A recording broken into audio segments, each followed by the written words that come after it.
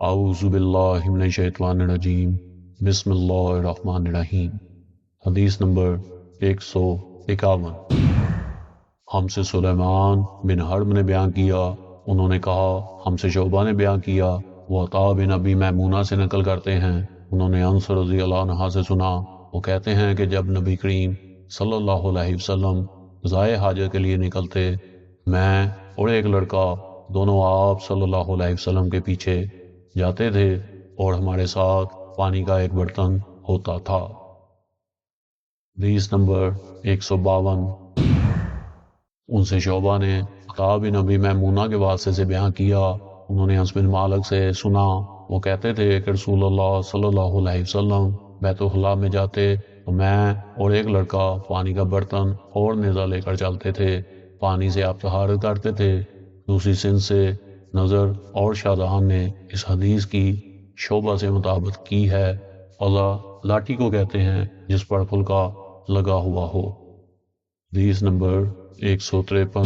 وہ عبداللہ بن ابی قتادہ سے، وہ اپنے باپ ابو قتادہ رضی اللہ عنہ سے روایت کرتے ہیں، وہ کہتے ہیں کہ رسول اللہ صلی اللہ علیہ وسلم نے فرمایا، جب تم میں سے کوئی پانی پیے تو برتن میں سانس نہ لے، اور جب بیت الخلاء میں جائے تو اپنی شرمگاہ کو داہنے ہاتھ سے نہ چھوئے اور نہ داہنے ہاتھ سے استنجا کرے۔ حدیث نمبر 154۔ وہ عبداللہ بن ابی قتادہ کے واسطے سے بیان کرتے ہیں، وہ اپنے باپ سے روایت کرتے ہیں، وہ نبی کریم صلی اللہ علیہ وسلم سے کہ آپ صلی اللہ علیہ وسلم نے فرمایا، جب تم میں سے کوئی پیشاب کرے تو اپنا عضو اپنے داہنے ہاتھ سے نہ پکڑے، نہ داہنے ہاتھ سے طہارت کرے، نہ پانی پیتے وقت برتن میں سانس لے۔ حدیث نمبر 155۔ وہ ابو ہریرہ رضی اللہ عنہ سے نقل کرتے ہیں، وہ کہتے ہیں کہ رسول اللہ صلی اللہ علیہ وسلم ایک مرتبہ رفع حاجت کے لیے تشریف لے گئے۔ آپ صلی اللہ علیہ وسلم کی عادت مبارکہ تھی کہ آپ صلی اللہ علیہ وسلم چلتے وقت ادھر ادھر نہیں دیکھا کرتے تھے، تو میں بھی آپ صلی اللہ علیہ وسلم کے پیچھے پیچھے آپ صلی اللہ علیہ وسلم کے قریب پہنچ گیا۔ مجھے دیکھ کر آپ صلی اللہ علیہ وسلم نے فرمایا کہ مجھے پتھر ڈھونڈ دو تاکہ میں ان سے پاکی حاصل کروں، یا اسی جیسا کوئی لفظ فرمایا، اور فرمایا ہڈی اور گوبر نہ لانا۔ چنانچہ میں اپنے دامن میں پتھر بھر کر آپ صلی اللہ علیہ وسلم کے پاس لے گیا اور آپ صلی اللہ علیہ وسلم کے پہلو میں رکھ دیے، اور آپ صلی اللہ علیہ وسلم کے پاس سے ہٹ گیا۔ جب آپ صلی اللہ علیہ وسلم قضائے حاجت سے فارغ ہوئے تو آپ صلی اللہ علیہ وسلم نے پتھروں سے استنجا کیا۔ حدیث نمبر 156۔ ابو اسحاق کہتے ہیں کہ اس حدیث کو ابو عبیدہ نے ذکر نہیں کیا، لیکن عبد الرحمن بن الاسود نے اپنے باپ سے ذکر کیا، انہوں نے عبداللہ بن مسعود رضی اللہ عنہ سے سنا، وہ کہتے تھے کہ نبی کریم صلی اللہ علیہ وسلم رفع حاجت کے لیے گئے تو آپ صلی اللہ علیہ وسلم نے مجھے فرمایا کہ میں 3 پتھر تلاش کر کے آپ کے پاس لاؤں، لیکن مجھے 2 پتھر ملے، تیسرا ڈھونڈا مگر مل نہ سکا، تو میں نے خشک گوبر ڈھا لیا، اس کو لے کر آپ صلی اللہ علیہ وسلم کے پاس آ گیا۔ آپ صلی اللہ علیہ وسلم نے پتھر تو لے لیے مگر گوبر پھینک دیا اور فرمایا یہ خود ناپاک ہے، اور یہ حدیث ابراہیم بن یوسف نے اپنے باپ سے بیان کی، انہوں نے ابو اسحاق سے سنا، ان سے عبد الرحمن نے بیان کیا۔ حدیث نمبر 157۔ ہم سے محمد بن یوسف نے بیان کیا، ان سے سفیان نے زید بن اسلم کے واسطے سے بیان کیا، وہ عطا بن یسار سے، وہ ابن عباس رضی اللہ عنہما سے روایت کرتے ہیں کہ رسول اللہ صلی اللہ علیہ وسلم نے وضو میں ہر عضو کو ایک ایک مرتبہ دھویا۔ حدیث نمبر 158۔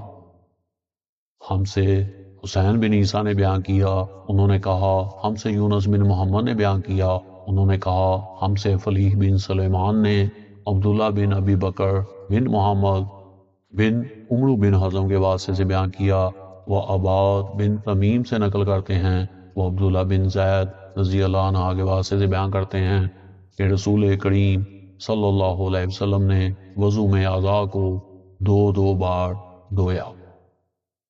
حدیث نمبر 159۔ انہیں عطا بن یزید نے خبر دی، انہیں حمران عثمان کے مولا نے خبر دی کہ انہوں نے عثمان بن عفان رضی اللہ عنہ کو دیکھا۔ انہوں نے حمران سے پانی کا برتن مانگا اور لے کر پہلے اپنی ہتھیلیوں پر 3 مرتبہ پانی ڈالا، پھر انہیں دھویا، اس کے بعد اپنا داہنا ہاتھ برتن میں ڈالا اور پانی لے کر کلی کی اور ناک صاف کی، پھر 3 بار اپنا چہرہ دھویا اور کوہنیوں تک 3 بار دونوں ہاتھ دھوئے، پھر اپنے سر کا مسح کیا، پھر پانی لے کر ٹخنوں تک 3 مرتبہ اپنے دونوں پاؤں دھوئے، پھر کہا کہ رسول اللہ صلی اللہ علیہ وسلم نے فرمایا ہے کہ جو شخص میری طرح ایسا وضو کرے پھر 2 رکعت پڑھے جس میں اپنے نفس سے کوئی بات نہ کرے تو اس کے گزشتہ گناہ معاف کر دیے جاتے ہیں۔ حدیث نمبر 160۔ انہوں نے ابن شہاب سے لیکن عروہ عمران سے روایت کرتے ہیں کہ جب عثمان رضی اللہ عنہ نے وضو کیا تو فرمایا، میں تم کو ایک حدیث سناتا ہوں، اگر قرآن کریم کی ایک آیت نازل نہ ہوتی تو میں یہ حدیث تم کو نہ سناتا۔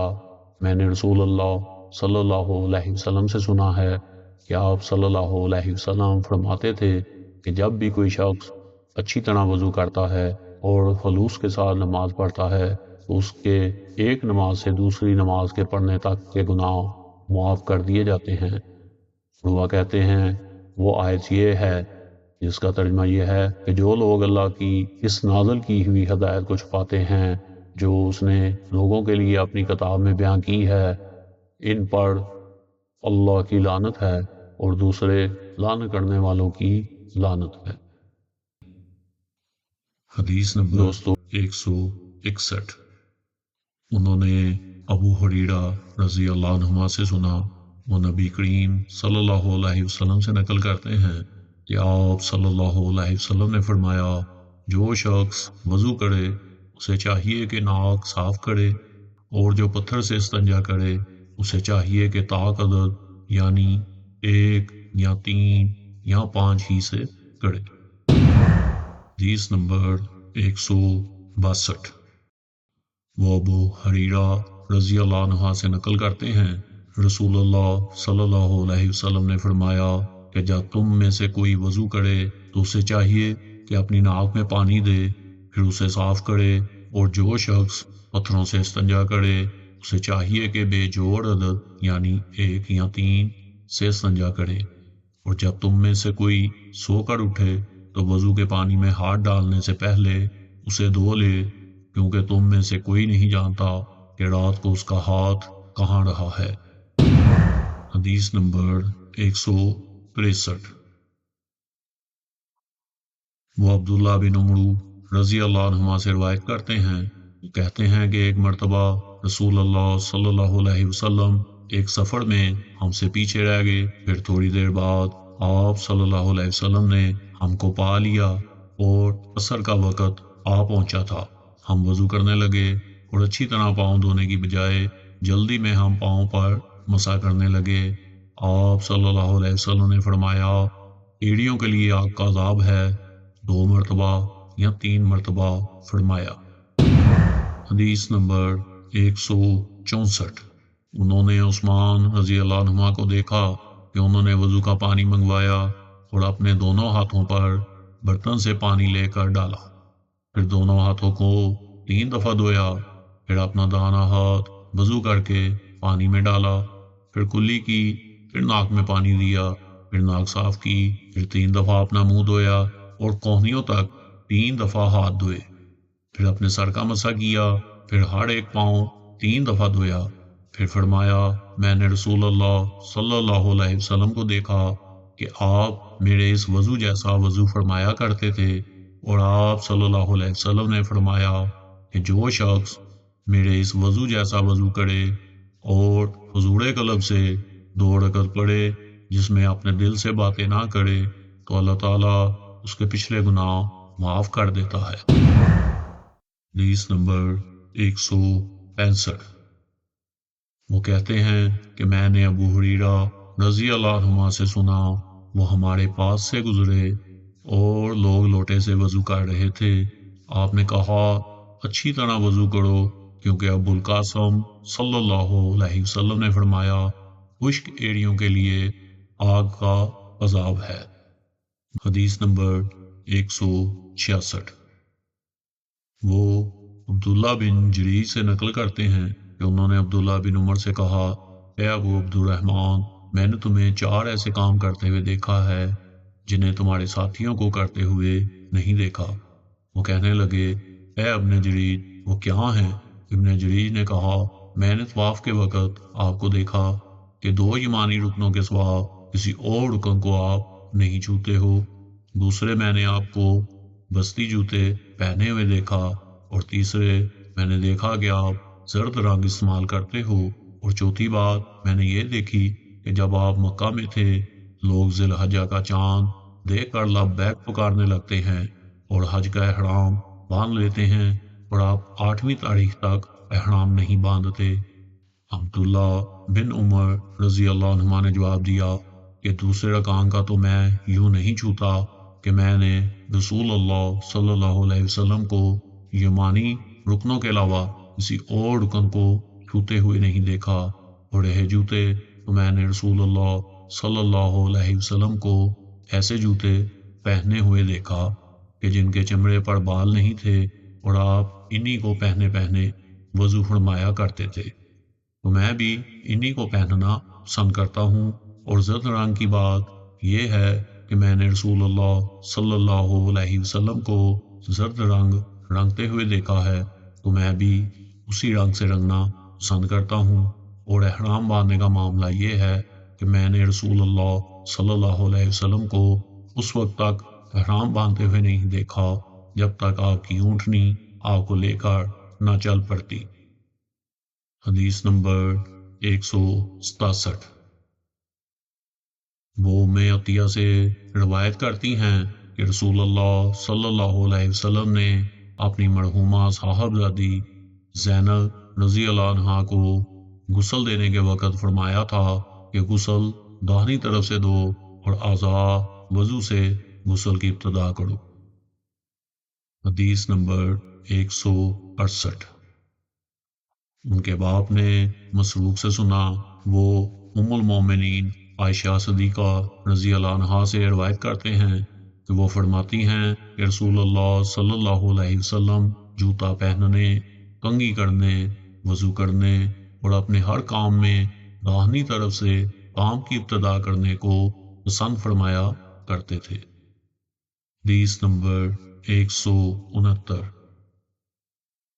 انس بن مالک رضی اللہ عنہ سے نقل کرتے ہیں، وہ فرماتے ہیں کہ میں نے رسول اللہ صلی اللہ علیہ وسلم کو دیکھا کہ نماز عصر کا وقت آ گیا، لوگوں نے پانی تلاش کیا، جب انہیں پانی نہ ملا تو رسول اللہ صلی اللہ علیہ وسلم کے پاس ایک برتن میں وضو کے لیے پانی لایا گیا۔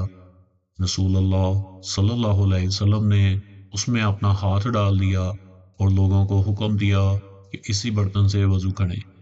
انس رضی اللہ عنہ کہتے ہیں کہ میں نے دیکھا آپ کی انگلیوں کے نیچے سے پانی چشمے کی طرح ابل رہا تھا، یہاں تک کہ قافلے کے آخری آدمی نے بھی وضو کر لیا۔ حدیث نمبر 170۔ وہ ابن سیرین سے نقل کرتے ہیں، وہ کہتے ہیں کہ میں نے عبیدہ رضی اللہ عنہ سے کہا کہ ہمارے پاس رسول اللہ صلی اللہ علیہ وسلم کے کچھ بال مبارک ہیں جو ہمیں انس رضی اللہ عنہ سے یا انس رضی اللہ عنہ کے گھر والوں کی طرف سے ملے ہیں۔ یہ سن کر عبیدہ نے کہا، اگر میرے پاس ان بالوں میں سے ایک بال بھی ہو تو وہ میرے لیے ساری دنیا اور اس کی ہر چیز سے زیادہ عزیز ہے۔ حدیث نمبر 171۔ وہ ابن سیرین سے وہ انس بن مالک رضی اللہ عنہما سے نقل کرتے ہیں کہ رسول اللہ صلی اللہ علیہ وسلم نے حجۃ الوداع میں جب سر کے بال منڈوائے تو سب سے پہلے ابو طلحہ رضی اللہ عنہ نے آپ صلی اللہ علیہ وسلم کے بال لیے تھے۔ حدیث نمبر 172۔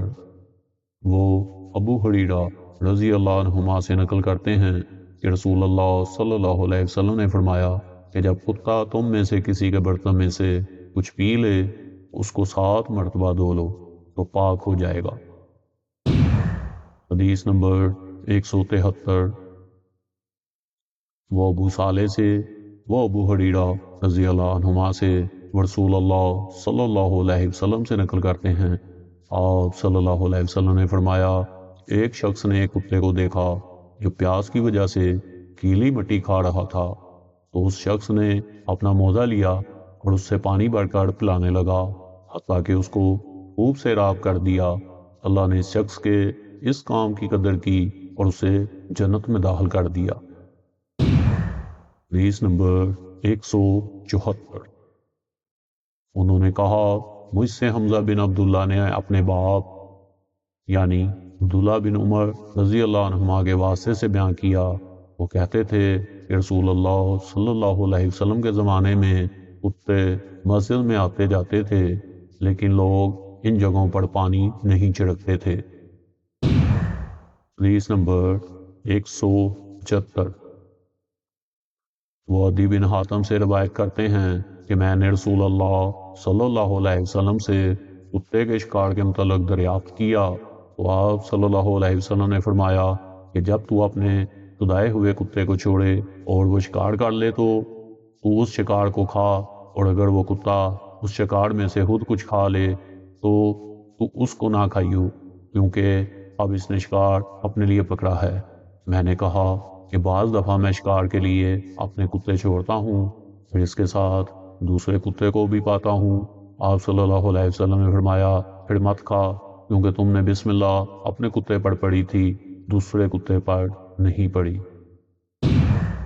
دوستو، آپ نے احادیث کے سلسلے کی یہ چند احادیث سماعت فرمائی، امید ہے آپ اس سے مستفید ہوئے ہوں گے۔ اللہ مجھے اور آپ کو عمل کی توفیق عطا فرمائے اور ہمارا خاتمہ بالایمان فرمائے۔ ملتے ہیں اسی احادیث کے سلسلے کے ساتھ اگلی ویڈیو میں، اگر زندگی باقی رہی۔ تب کے لیے اجازت دیں اور ہمارے چینل دو بولیں کو بھی سبسکرائب کر لیں تاکہ آئندہ آنے والی ویڈیوز آپ کو بر وقت مل سکیں۔ تب کے لیے اجازت دیں۔ اللہ حافظ۔